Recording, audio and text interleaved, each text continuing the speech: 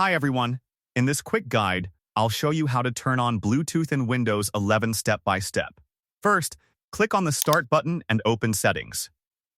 In the Settings window, select Bluetooth and Devices from the menu on the left side. At the top of the page, you'll see the Bluetooth option.